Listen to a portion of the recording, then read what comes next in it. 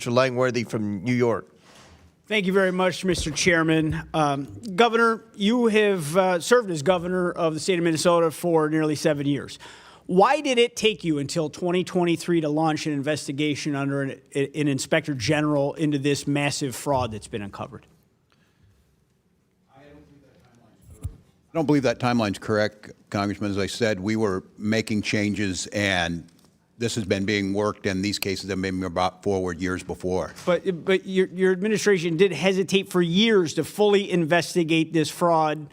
Was it because you were concerned about you're the de facto leader of the Democratic Party of Minnesota as a governor? Were you concerned about the political consequences within the Minnesota Democratic Party's voter coalition? Did that lead to you making that mistake? Because trying to listen to the answers today and come up with a conclusion as to why you would turn a blind eye to this for so long when so many people from your partners in government across the aisle, but also people at the street level, saw this fraud going on in plain sight.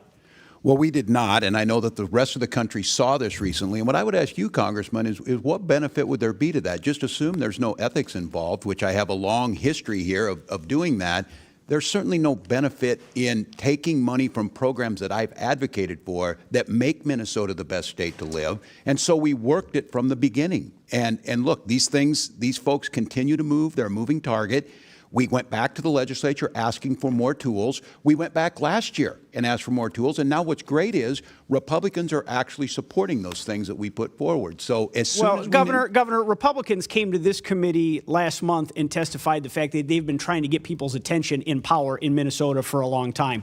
I would disagree with their characterization. Well, so you state that unequivocally there was no political consideration based on constituents in the Democratic Party that you turned a blind eye. Now, that's interesting, that, Governor, because your first reactions in December 2025 were to call taxpayer conspiracy theorists and dismiss concerns about the $9 billion in fraud as white supremacy. And on December 23rd, you stated, this is what happens when they scapegoat, and this is what happens when you no longer hide the idea of white supremacy. You immediately went there. And I believe I was speaking about the ICE invasion in Metro Surge. I'm unfamiliar with where you're quoting from. This is when this fraud was uncovered. Knowing now that those people were correct, would you apologize to those constituents for classifying them? I'm unfamiliar with what you're asking for. I've heard today attacks on the Somali community that I would view as racist trope thrown at the Somali community. Okay, Governor, I understand you need to deny and deflect, and your stories are pretty legendary at this point. But while you were looking the other way at fraud that took place on your watch, you and your ticket mates in the Democratic Party in Minnesota get somewhere between 80 and 90% of the vote in Somali-heavy precincts. In your election, re-election, the gentleman sitting next to you won his last election by a mere 21,000 votes. It seems to me, in conventional wisdom here, would be that you were willfully ignorant to these crimes in return for a community support.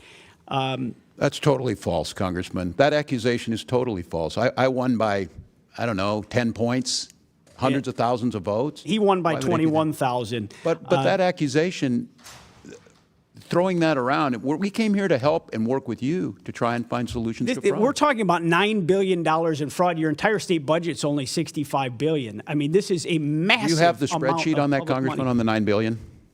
You've rattled off about 10 different numbers today. You clearly don't have a handle on the numbers either, and you need a serious accounting effort in the state of Minnesota right now. Okay, Congressman, I've given you the numbers it's my time, to the best not of my yours. ability. Do you believe that your inaction in the first term to prevent fraud in the childhood nutrition and child care assistance programs gave the green light to other scammers to commit housing and Medicaid fraud in your second term? No, I don't believe that.